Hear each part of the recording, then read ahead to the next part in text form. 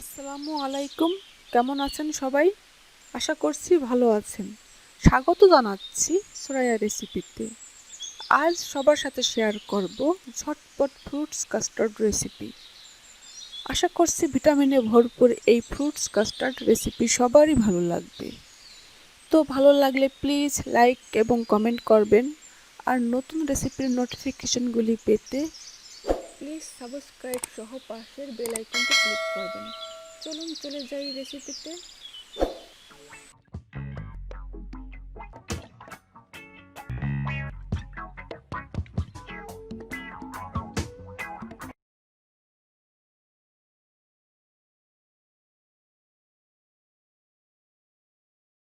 বিভিন্ন ধরনের ফল এবং দুধ দিয়ে তৈরি ফ্রুটস কাস্টার্ড ক্যালসিয়াম এবং বিভিন্ন ভিটামিনে ভরপুর। আর ঠান্ডা ঠান্ডা ফ্রুটস কাস্টার্ড খেতে পছন্দ করেন অনেকেই। কাস্টার্ড তৈরি করে ফ্রুটস মিক্স না করে ফ্রিজে এয়ারটাইট বক্সে করে রেখে দিতে পারেন 1 সপ্তাহ পর্যন্ত। অতিথি আপ্যায়নে ঝটপট শুধু ফ্রুটস মিক্স করে ডেজার্ট হিসেবে পরিবেশন করতে পারেন ঠান্ডা ঠান্ডা এই কাস্টার্ড।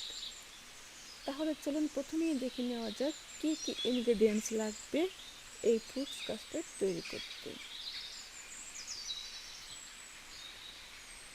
কাস্টার্ড পাউডার 3 টেবিল চামচ, লিকুইড মিল্ক 1 লিটার এবং হাফ কাপ,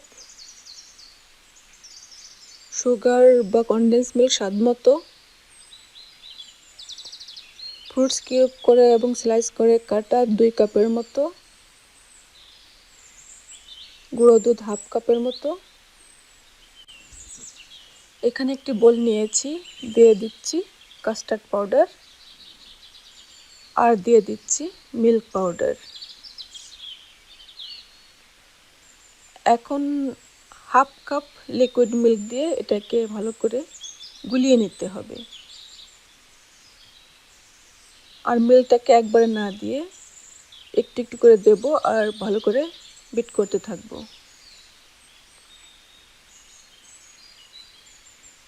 খুব ভালো করে বিট করতে হবে যাতে ভিতরে কোনো চাং বা দলা বেঁধে না থাকে।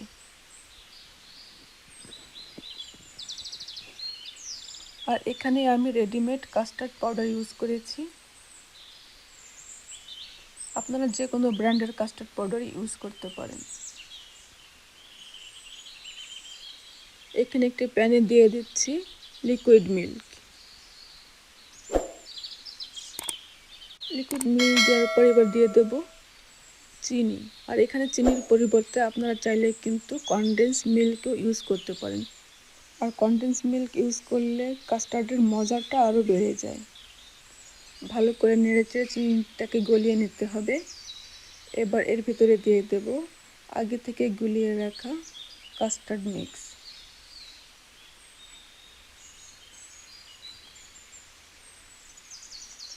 কাস্টার্ড মিক্স দিয়ে ভালো করে মিশিয়ে চুলা অন করে দেব।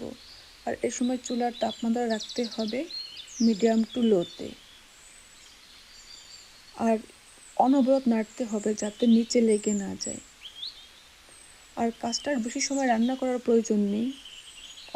অনেকে কিন্তু ঘন কাস্টার্ড পছন্দ করেন, আবার অনেকে পাতলা। তবে মনে রাখবেন কাস্টার্ড ঠান্ডা হলে কিন্তু আর একটু ঘন হয়ে যায়, তাই সেই হিসেবেই ঘন বা পাতলা করবেন। কাস্টার্ড ফুটে উঠেছে এবং ঘন হতে শুরু করেছে। এ পর্যায়ে আমি চুলা অফ করে দিয়ে আরও একটু নেড়ে নিচ্ছি। এখন আরও 2-3 মিনিট বিরতিহীনভাবে এভাবে নাড়তে হবে, তা না হলে কাস্টার্ড জমে যেতে পারে। এরপর ঠান্ডা হলে একটি বোলে করে রেখে দেব ফ্রিজে।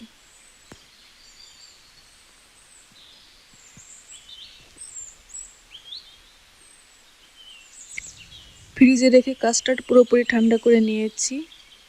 আর কাস্টার্ড তৈরির জন্য সামটাইমস আমি ফ্রেশ ফ্রুটস ইউজ করি, আবার সামটাইমস ক্যানের ফ্রুটসও ইউজ করি। তবে ফ্রেশ ফ্রুটসের কাস্টার্ড কিন্তু মজাই আলাদা।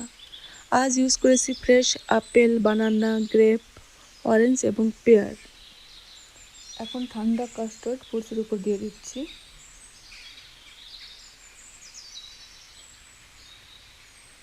কাস্টার্ড দিয়ে ফ্রুটসগুলিকে ভালো করে মিশিয়ে নিতে হবে।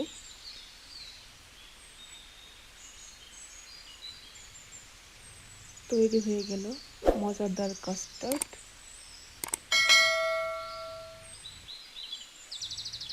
দেখলেন তো কত সহজেই তৈরি করা যায় ভিটামিনে সমৃদ্ধ ফ্রুটস কাস্টার্ড।